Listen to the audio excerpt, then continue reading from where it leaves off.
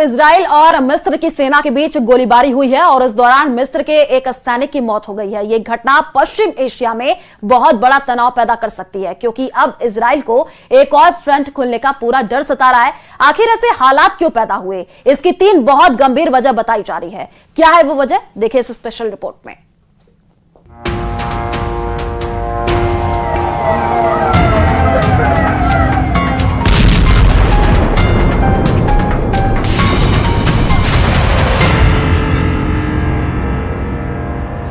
Israel की राजधानी तेल अवीव में जनवरी के बाद सबसे बड़ा हमला हुआ है। यह रॉकेट अटैक के बाद उठ रहा धुआं है। तेल अवीव में अजीब सी दहशत फैली हुई है।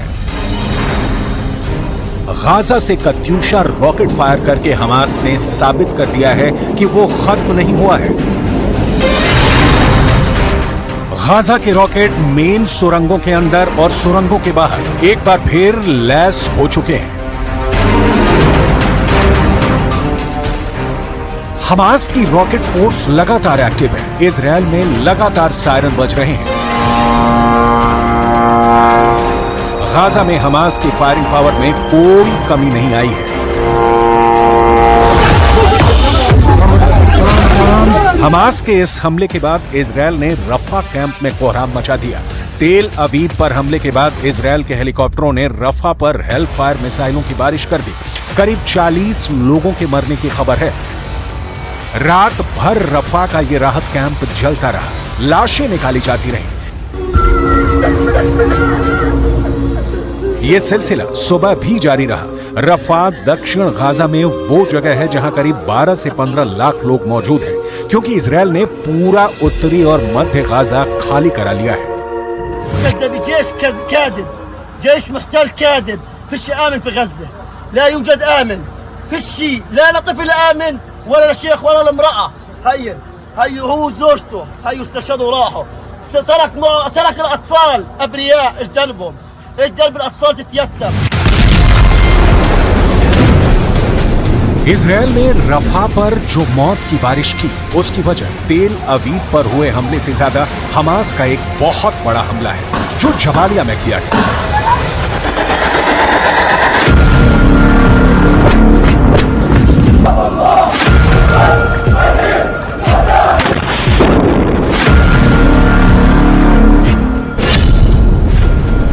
मारे इजरायली सैनिक, हमास का खूनी हमला। जरा इस वीडियो को देखिए।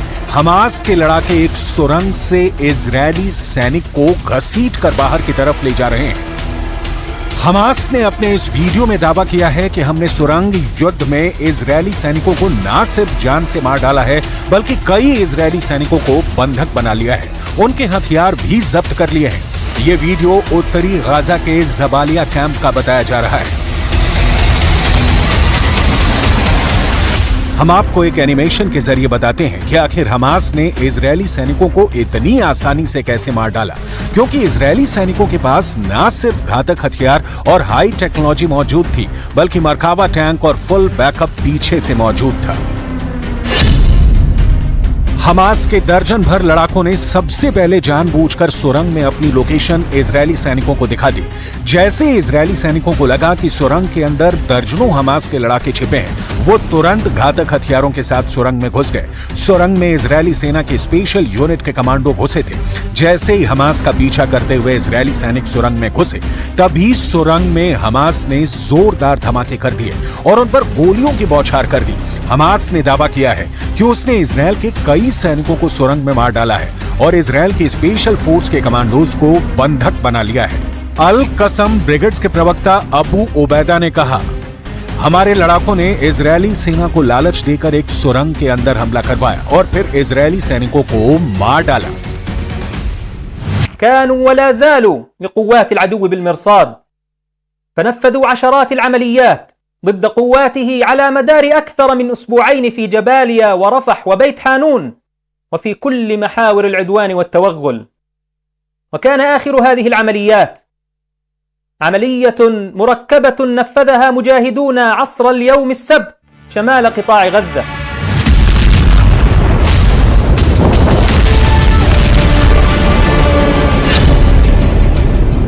खून के आंसू रोए नेतन्याहू 200 दिन बाद बदला। 7 अक्टूबर 2023 के बाद से इजरायली सेना गाजा पट्टी को 80% तक तबाह कर चुकी है, लेकिन हमास के लड़ाकों को खत्म नहीं कर पाई है। 200 दिन की जंग के बाद भी हमास के लड़ाके ना तो हार मान रहे हैं और ना ही इजरायली सेना पर हमला करने से चूक रहे हैं। हैरानी की बात तो यह है कि हमास के लड़ाके अब उन जगहों पर हमला कर रहे हैं जहां नेतन्याहू दुनिया के सामने दावे कर रहे थे कि उत्तरी गाजा और जबालिया इलाके से हमास के लड़ाकों का पूरी तरह से खात्मा कर दिया गया है। कब्र से निकला हमास, जबालिया में फंसा इजराइल। इस वक्त इजरायली सैनिक रफा, उत्तरी गाजा, दक्षिणी गाजा, गाजा सिटी और मध्य गाजा में जंग कर रहे हैं। पश्चिमी देशों के वॉर एक्सपर्ट साफ कह रहे हैं कि 200 दिन से ज्यादा की जंग के बाद इजराइल रफा में फंस गया है। जरा देखिए, हमास के लड़ाके हाथों में हथियार लिए एक बार फिर से इजराइल के खिलाफ एकजुट हो चुके हैं। जनाजे में उमड़ी भीड़ साबित कर रही है कि भले ही इजराइल 10,000 से ज्यादा हमास के लड़ाकों को मार चुकी है, लेकिन हमास के लड़ाकों की संख्या में जरा भी कमी नहीं आई है। शायद यही वजह है कि रफा में इजराइल के भीषण हमले के बावजूद हमास की लड़ाकू क्षमता में कमी नहीं है। 6 मई 2024 से दक्षिणी गाजा के शहर रफा में इजरायली सेना ने हमले शुरू किए। रफा में 20 दिन से ज्यादा की भीषण जंग में इजरायल की आईडीएफ ने हमास के 70 ठिकानों पर हवाई हमले किए। इजरायल की आईडीएफ ने दावा किया है कि उसके सैनिकों ने मरकावा टैंक और भारी हथियारों के साथ रफा में ग्राउंड ऑपरेशन किए हैं, जो सफल रहे हैं। आईडीएफ का कहना है कि इजरायल के इस ऑपरेशन में 50 से ज्यादा हमास लड़ाके पूर्वी रफा में मारे गए हैं। इसके अलावा हमास की दर्जनों सुरंगों को तबाह कर दिया गया है। इजरायल ने भीषण हमलों की वजह से रफा से 8 लाख फिलिस्तीनी भागने के लिए मजबूर हो गए हैं।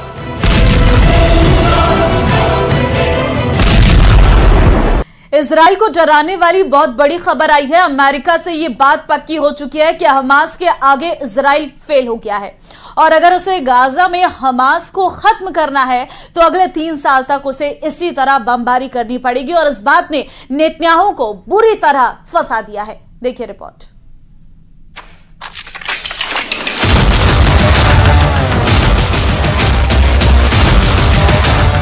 हमास पर आई एक रिपोर्ट ने इजराइल को डरा दिया है। हमास की ताकत कितनी बची है, इस रिपोर्ट ने नेतन्याहू को परेशान कर दिया है। अमेरिका के पॉलिटिको अखबार ने हमास को लेकर एक रिपोर्ट छापी है। इस रिपोर्ट में अमेरिकी खुफिया एजेंसियों के हवाले से मिली जानकारी पर बताया गया है कि 8 महीने के युद्ध में इजराइल अब तक हमास के सिर्फ 30% लड़ाके ही मार पाया है।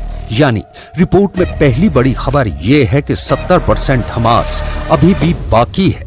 70% मतलब 2/3 हमास अब भी इजराइल से टक्कर ले रहा है। रिपोर्ट में दूसरी बड़ी खबर यह है कि इजराइल ने गाजा में हमास की सिर्फ 35% सुरंगों को तबाह किया है। यानी गाजा में हमास की 65% सुरंग अभी भी एक्टिव है। यानी 2/3 सुरंगों का इजराइल अब तक पता नहीं लगा पाया है।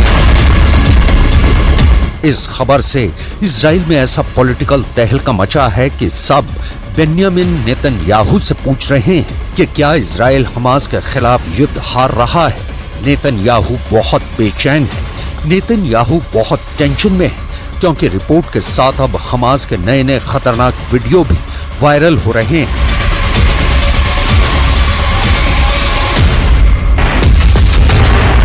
ये वीडियो बहुत गौर से देखिएगा, क्योंकि इसी वीडियो में इजराइल की ताकतवर सेना की पोल खुलती नजर आ रही है। ये गाजा के रफा का इलाका है। अचानक एक गड्ढे से हमास के लड़ाके बाहर निकलते हैं। उनके हाथों में टैंक उड़ाने वाली माइन है। ऊपर इजराइल के टैंक खड़े हैं और ये है हमास की एक एंटी टैंक माइन, जो चुंबक के जरिए टैंक से चिपक जाती है। एक एंटी टैंक माइन और पड़ी है। अब इनका टारगेट है सामने खड़े इजराइल के मरकावा टैंक। हमास के 2 लड़ाके ये एंटी टैंक माइन उठाकर इजरायली टैंक के करीब ले जाते हैं। पहली माइन मरकावा के पिछले हिस्से की तरफ फिट करने के दौरान एक इजरायली सैनिक भी दिखाई देता है, जो पूरी तरह बेखबर है माइन को दोनों टैंक के पिछले दरवाजे के सामने रखकर हमास के दोनों लड़ाके वापस भाग जाते हैं। वापस सुरंग में उतरते वक्त एक और लड़ाका इजराइल के टैंक को आरपीजी से टारगेट बनाता है। बड़े धमाके होते हैं और फिर इजराइल के हेलीकॉप्टर मंडराने लगते हैं। गाजा की हर इमारत तबाह कर दी गई। गाजा के इंच इंच पर बम गिराए गए और लगातार गिराए जा रहे हैं। We stand with Israel to take out Sinwar and the rest of the butchers of Hamas. We want Hamas defeated. We'll work with Israel to make that happen. And consistent with Jewish values and compassion, kindness and dignity and human life. Our dumb as a rock president who's destroying our country with the borders and destroying our country with the worst economy, worst inflation, who allowed Russia to go in to attack Ukraine, who allowed Israel to be attacked, and now he's not even helping Israel. And Jewish people that go for Biden and the Democrats, they should have their head examined. 35,000 से ज्यादा लोग मारे जा चुके हैं। Gaza में लोग रोज लाशों को उठा रहे हैं। खंडहर बन चुके गाजा में हैरान करने वाली बात यह है कि लाशों का पहाड़ खड़ा करने के बावजूद हमास बाकी है। जबालिया में इजरायली सैनिकों पर हुए हमले ने इजराइल को बड़ा झटका दिया है। यह हमला इजरायली सेना का हौसला तोड़ सकता है। हमास का दावा है कि उसने इजराइल के सील कमांडो टीम को बंधक बना लिया है।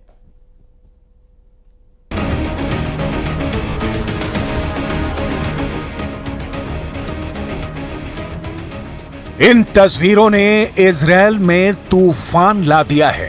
गाजा के सुरंगों में घसीट कर ले जा रहे इजरायली सैनिक कोई आम फौजी नहीं है। ये इजराइल के सबसे खतरनाक कमांडो माने जाते हैं। ये हैं इजराइल के सील कमांडो, जिन्हें शायतेत 13 यूनिट के नाम से जाना जाता है। शायतेत 13 इजरायली नौसेना का ठीक वैसी ही कमांडो यूनिट है जैसे अमेरिका के सील कमांडो होते हैं। यह यूनिट इजराइल के इंटेलिजेंस ग्रुप शिन बेत के तहत ऑपरेट करती है। यही वजह है कि हमास के हमले ने शायतेत 13 कमांडो की पूरी टीम के रुतबे को चकनाचूर कर दिया है। पूरे इजराइल में ये वीडियो वायरल हो चुका है। इन तस्वीरों को देखकर नेतन्याहू के कैबिनेट में कोहराम मच गया है।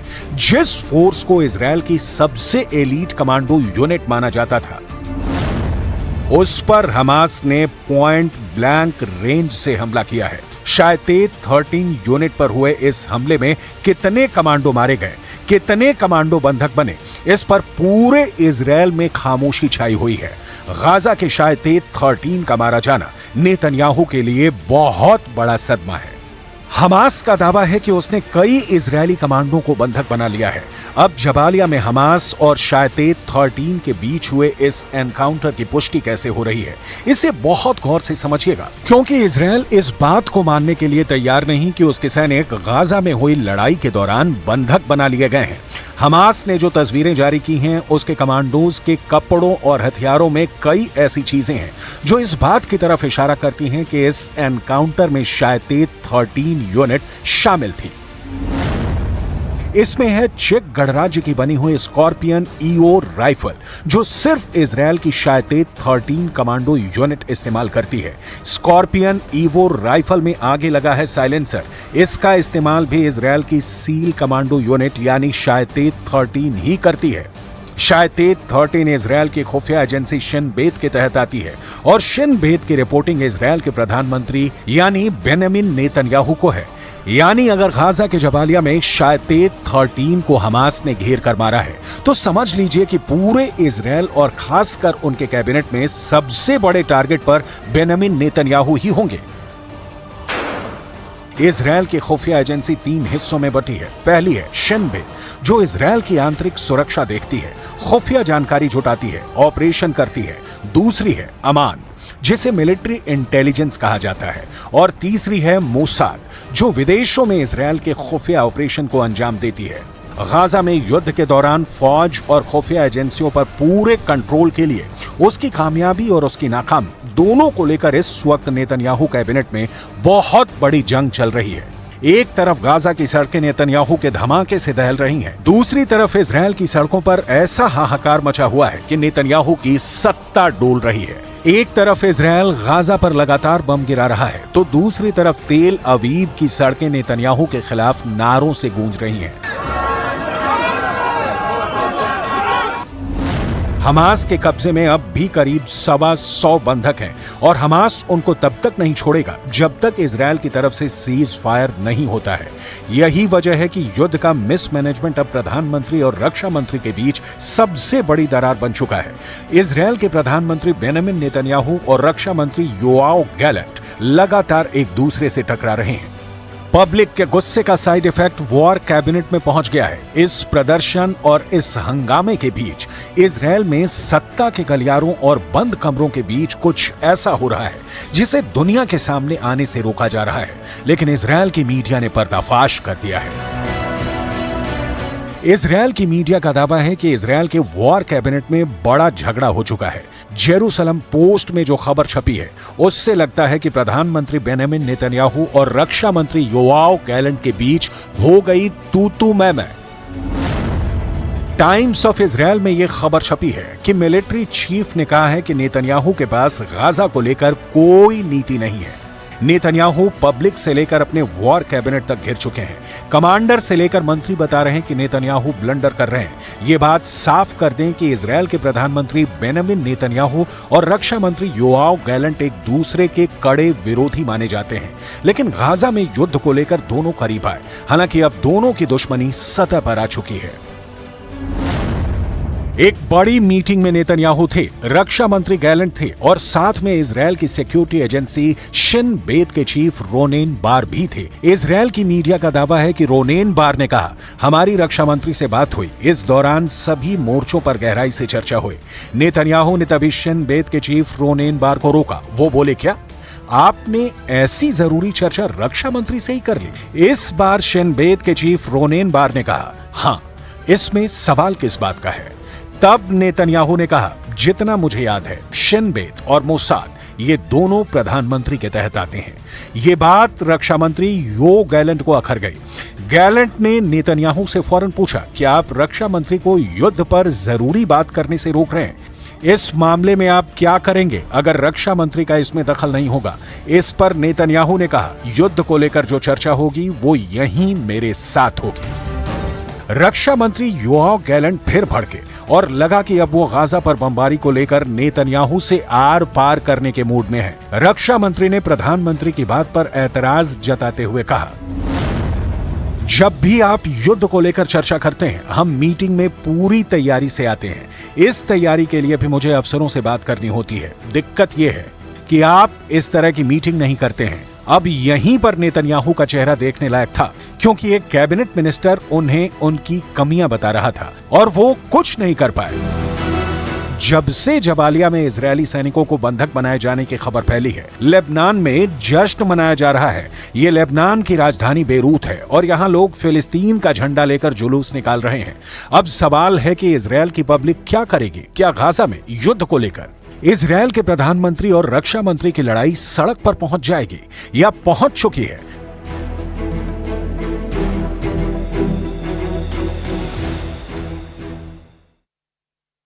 गाजा के पास इजराइल और मिस्र की सेना के बीच लगातार जंग देखने को मिल रही है। ये रिपोर्ट देखिए।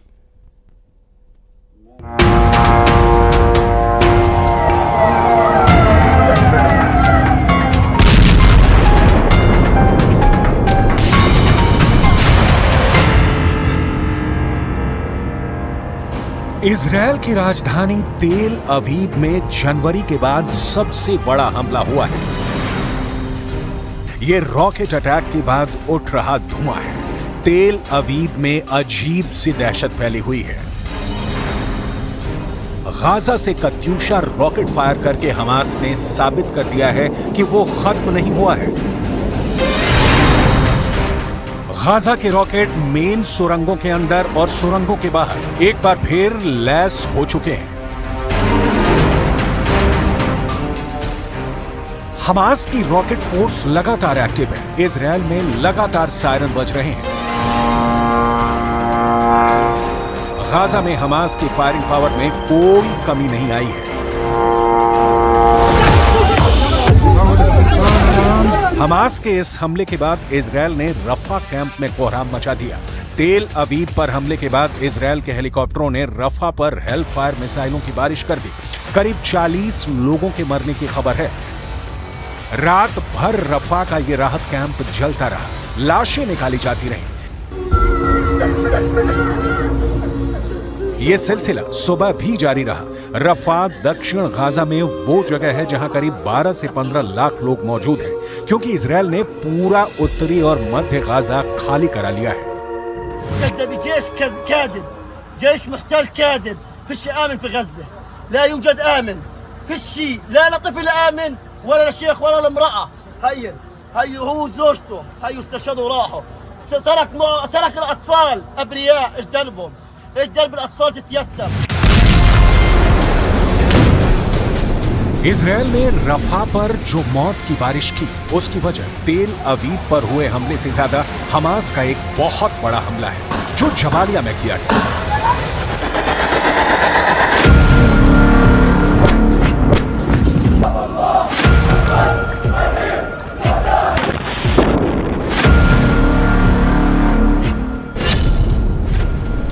मारे इजरायली सैनिक, हमास का खूनी हमला।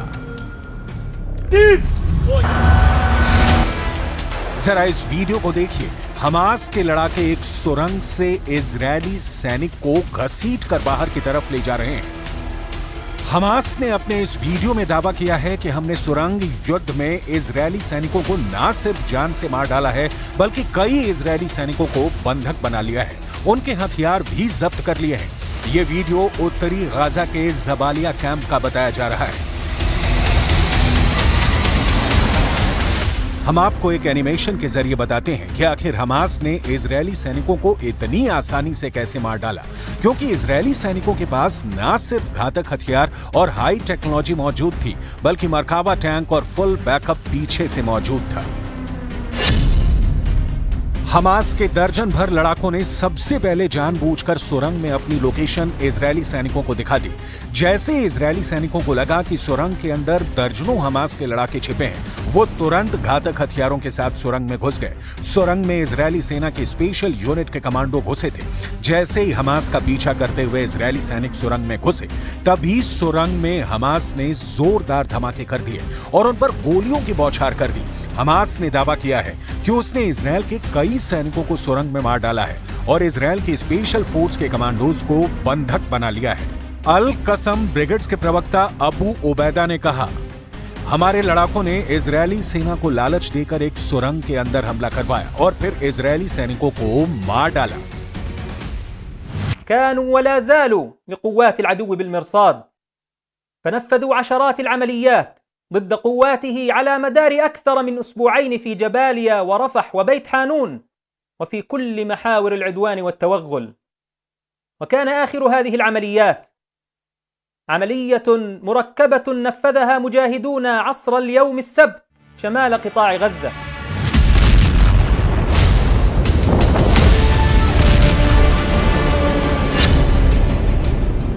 खून के आंसू रोए नेतन्याहू 200 दिन बाद बदला।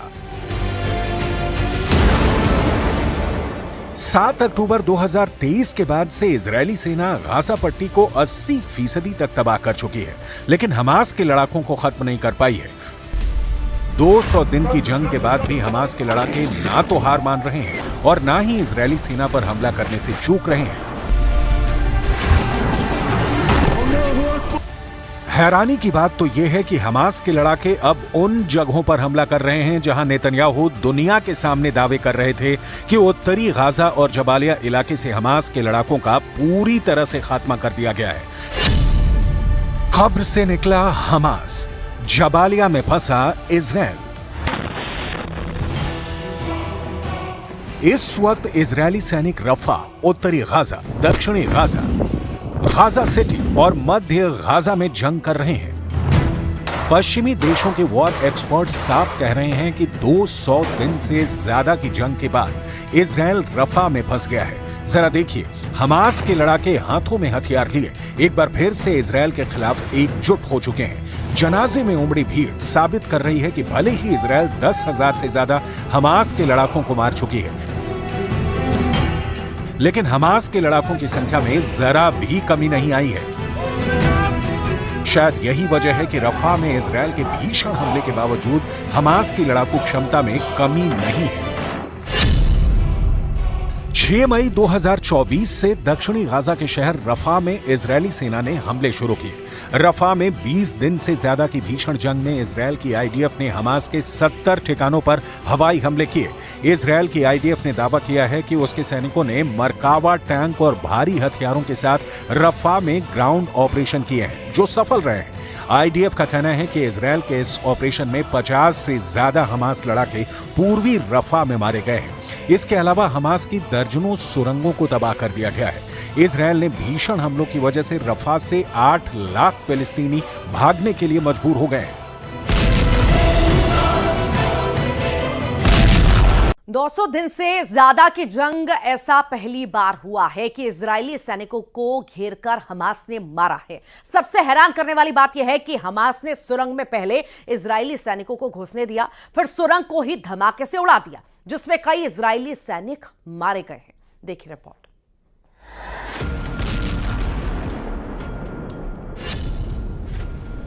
मारे इजरायली सैनिक, हमास का खूनी हमला।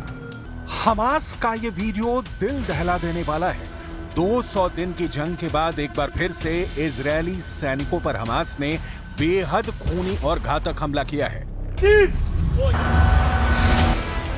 जरा इस वीडियो को देखिए। हमास के लड़ाके एक सुरंग से इजरायली सैनिक को घसीटकर बाहर की तरफ ले जा रहे हैं। हमास ने अपने इस वीडियो में दावा किया है कि हमने सुरंग युद्ध में इजरायली सैनिकों को न सिर्फ जान से मार डाला है, बल्कि कई इजरायली सैनिकों को बंधक बना लिया है। उनके हथियार भी जब्त कर लिए हैं। ये वीडियो उत्तरी गाजा के जबालिया कैंप का बताया जा रहा है। हम आपको एक एनिमेशन के जरिए बताते हैं कि आखिर हमास ने इजरायली सैनिकों को इतनी आसानी से कैसे मार डाला, क्योंकि इजरायली सैनिकों के पास न सिर्फ घातक हथियार और हाई टेक्नोलॉजी मौजूद थी, बल्कि मरकावा टैंक और फुल बैकअप पीछे से मौजूद था। हमास के दर्जन भर लड़ाकों ने सबसे पहले जानबूझकर सुरंग में अपनी लोकेशन इजरायली सैनिकों को दिखा दी। जैसे इजरायली सैनिकों को लगा कि सुरंग के अंदर दर्जनों हमास के लड़ाके छिपे हैं, वो तुरंत घातक हथियारों के साथ सुरंग में घुस गए। सुरंग में इजरायली सेना की स्पेशल यूनिट के कमांडो घुसे थे। जैसे ही हमास का पीछा करते हुए इजरायली सैनिक सुरंग में घुसे, तभी सुरंग में हमास ने जोरदार धमाके कर दिए और उन पर गोलियों की बौछार कर दी। हमास ने दावा किया है कि उसने इजरायल के कई सैनिकों को सुरंग में मार डाला है और इजरायल की स्पेशल फोर्स के कमांडोज को बंधक बना लिया है। अल कसम ब्रिगेड्स के प्रवक्ता अबू उबैदा ने कहा, हमारे लड़ाकों ने इजरायली सेना को लालच देकर एक सुरंग के अंदर हमला करवाया और फिर इजरायली सैनिकों को मार डाला। खून के आंसू रोए नेतन्याहू 200 दिन बाद बदला। 7 अक्टूबर 2023 के बाद से इजरायली सेना गाजा पट्टी को 80% तक तबाह कर चुकी है, लेकिन हमास के लड़ाकों को खत्म नहीं कर पाई है। हैरानी की बात तो यह है कि हमास के लड़ाके अब उन जगहों पर हमला कर रहे हैं जहां नेतन्याहू दुनिया के सामने दावे कर रहे थे कि उत्तरी गाजा और जबालिया इलाके से हमास के लड़ाकों का पूरी तरह से खात्मा कर दिया गया है। लेकिन हकीकत में हमास के लड़ाके न सिर्फ दक्षिणी गाजा के शहर रफा में हमले कर रहे हैं, बल्कि उत्तरी गाजा में भी इजरायली सेना पर रॉकेट लॉन्चर और हथियारों से हमले कर रहे हैं। कब्र से निकला हमास, जबालिया में फंसा इजरायल। इस वक्त इजरायली सैनिक रफा, उत्तरी गाजा, दक्षिणी गाजा, गाजा सिटी और मध्य गाजा में जंग कर रहे हैं।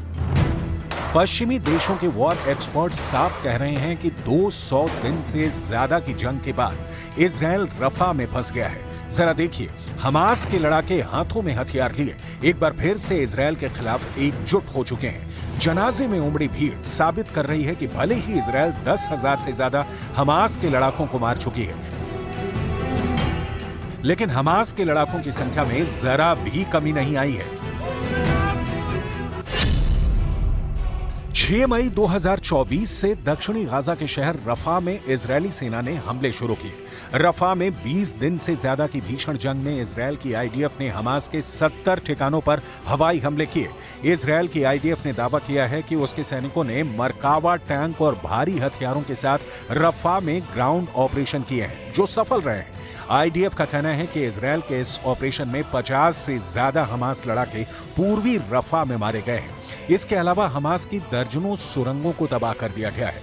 इजरायल ने भीषण हमलों की वजह से रफा से 8 लाख फिलिस्तीनी भागने के लिए मजबूर हो गए हैं। लेकिन इतने भीषण खूनी हमले करने के बावजूद क्यों कहा जा रहा है कि रफा में इजरायल फंस गया है और हमास के लड़ाके इजरायली सेना पर भारी पड़ने लगे हैं? हमास को जड़ से मिटाने की कसम खाए बैठे इजरायल ने गाजा पट्टी पर जबरदस्त तरीके से बमबारी की है। तास की रिपोर्ट के मुताबिक हमास पोलित ब्यूरो के सदस्य ओसामा हमदान ने बताया था कि 7 अक्टूबर से लेकर 6 नवंबर 2023 तक गाजा पर 35,000 टन विस्फोटकों से भरे बम गिराए गए हैं। इससे अंदाजा लगाया जा सकता है कि हमास को मिटाने के लिए इजरायल को कितनी भारी कीमत चुकानी पड़ रही है। इधर तमाम दबावों के बावजूद नेतन्याहू रफा में खूनी जंग पर उतारू हैं। हमास की सशस्त्र शाखा एज़ेदीन अल कसम ब्रिगेड ने कहा है कि उसने इजरायल के अश्कलोन बंदरगाह की ओर रॉकेटों की बौछार की और उत्तरी गाजा में जबालिया शरणार्थी शिविर में एक इजरायली कमांडो सेंटर को निशाना बनाया।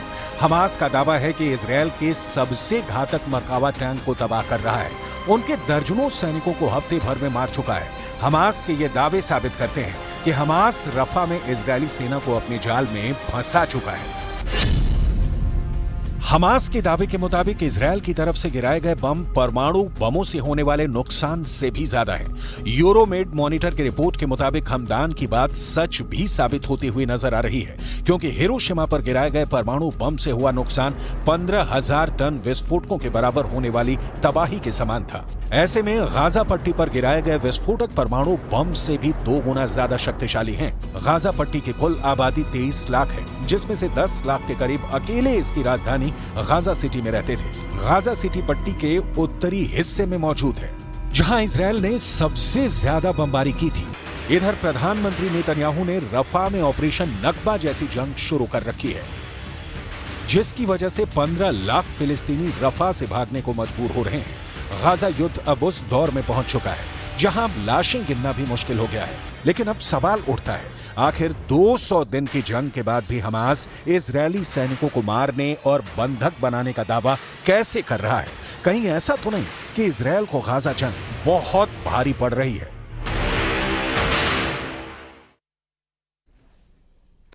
और ये तस्वीरें आपको दिखाई और आगे भी कुछ तस्वीरें हम आपको दिखाते हैं और भी कई सारी चीज़ें हैं। इससे पहले हमने आपको बताया कि किस तरह से 200 दिन से ज़्यादा की जंग में ऐसा पहली बार हुआ है कि इजरायली सैनिकों को घेरकर हमास ने मारा है। सबसे हैरान करने वाली बात यह है कि हमास ने सुरंग में पहले इजरायली सैनिकों को घुसने दिया और फिर सुरंग को ही धमाके से उड़ा दिया, जिसमें कई इजरायली सैनिक मारे गए हैं। ये पूरी खबर आपने देखी, पूरा पैकेज आपने देखा कि कहां कहां पर आखिर कैसी कैसी स्थिति बनी। 200 दिन से ज्यादा की जंग में ऐसा पहली बार हुआ कि जब इजरायली सैनिकों को घेरकर हमास ने मारा है। इन तस्वीरों ने इजरायल में तूफान ला दिया है।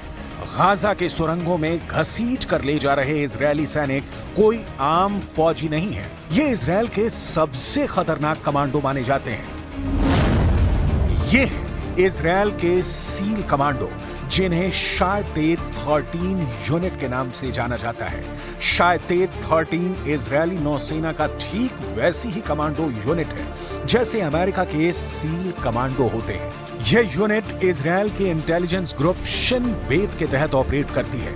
यही वजह है कि हमास के हमले ने शायतेत 13 कमांडो की पूरी टीम के रुतबे को चकनाचूर कर दिया है। पूरे इजरायल में ये वीडियो वायरल हो चुका है। इन तस्वीरों को देखकर नेतन्याहू के कैबिनेट में कोहराम मच गया है। जिस फोर्स को इजरायल की सबसे एलीट कमांडो यूनिट माना जाता था, उस पर हमास ने पॉइंट ब्लैंक रेंज से हमला किया है। शायतेत 13 यूनिट पर हुए इस हमले में कितने कमांडो मारे गए, कितने कमांडो बंधक बने, इस पर पूरे इजराइल में खामोशी छाई हुई है। गाजा के शायतेत 13 का मारा जाना नेतन्याहू के लिए बहुत बड़ा सदमा है। हमास का दावा है कि उसने कई इजरायली कमांडो को बंधक बना लिया है। अब जबालिया में हमास और शायतेत 13 के बीच हुए इस एनकाउंटर की पुष्टि कैसे हो रही है, इसे बहुत गौर से समझिएगा, क्योंकि इजराइल इस बात को मानने के लिए तैयार नहीं कि उसके सैनिक गाजा में हुई लड़ाई के दौरान बंधक बना लिए गए हैं। हमास ने जो तस्वीरें जारी की हैं, उसके कमांडोज के कपड़ों और हथियारों में कई ऐसी चीजें हैं जो इस बात की तरफ इशारा करती हैं कि इस एनकाउंटर में शायतेत 13 यूनिट शामिल थी। इसमें है चेक गणराज्य की बनी हुई स्कॉर्पियन ईओ राइफल, जो सिर्फ इजराइल की शायतेत 13 कमांडो यूनिट इस्तेमाल करती है। स्कॉर्पियन ईओ राइफल में आगे लगा है साइलेंसर। इसका इस्तेमाल भी इजराइल की सील कमांडो यूनिट यानी शायतेत 13 ही करती है। शायतेत 13 इजराइल की खुफिया एजेंसी शिन बेत के तहत आती है और शिन बेत की रिपोर्टिंग इजराइल के प्रधानमंत्री यानी बेंजामिन नेतन्याहू को है। यानी अगर गाजा के जबालिया में शायतेत 13 को हमास ने घेर कर मारा है, तो समझ लीजिए कि पूरे इजराइल और खासकर उनके कैबिनेट में सबसे बड़े टारगेट पर बेंजामिन नेतन्याहू ही होंगे। गाजा में युद्ध के दौरान फौज और खुफिया एजेंसियों पर पूरे कंट्रोल के लिए उसकी कामयाबी और उसकी नाकामी दोनों को लेकर इस वक्त नेतन्याहू कैबिनेट में बहुत बड़ी जंग चल रही है। एक तरफ गाजा की सड़कें नेतन्याहू के धमाके से दहल रही हैं, दूसरी तरफ इजराइल की सड़कों पर ऐसा हाहाकार मचा हुआ है कि नेतन्याहू की सत्ता डोल रही है। एक तरफ इजराइल गाजा पर लगातार बम गिरा रहा है, तो दूसरी तरफ तेल अवीव की सड़कें नेतन्याहू के खिलाफ नारों से गूंज रही हैं।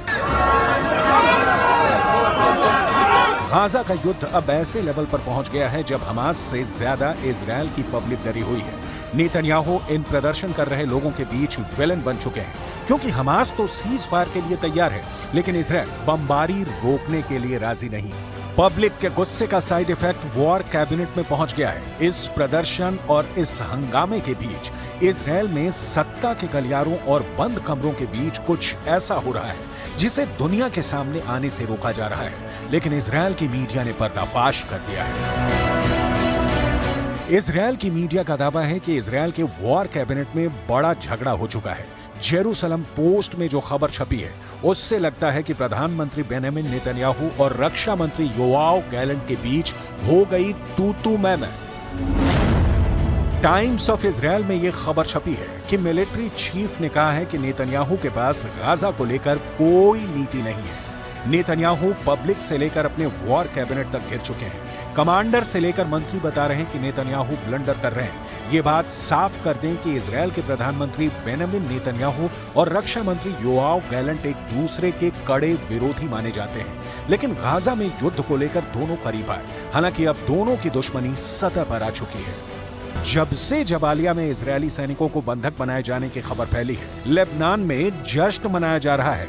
ये लेबनान की राजधानी बेरूत है और यहाँ लोग फिलिस्तीन का झंडा लेकर जुलूस निकाल रहे हैं। अब सवाल है कि इजरायल की पब्लिक क्या करेगी? क्या गाजा में युद्ध को लेकर इजरायल के प्रधानमंत्री और रक्षा मंत्री की लड़ाई सड़क पर पहुंच जाएगी या पहुंच चुकी है? अब शायतेत 13 यूनिट को गाजा में जो जख्म लगे हैं, उसकी भरपाई कैसे होगी? ये दाग नेतन्याहू से कैसे हटेगा? सबसे बड़ा सच तो ये है कि करीब 250 दिनों से जारी युद्ध के बाद भी इजरायल अब तक हमास को खत्म नहीं कर पाया है। हालात ये हो गए हैं कि इजरायल दक्षिणी गाजा का पूरी तरह से सफाया करने पर उतारू है, लेकिन अब तक उसके युद्ध वाले लक्ष्य पूरे नहीं हुए हैं।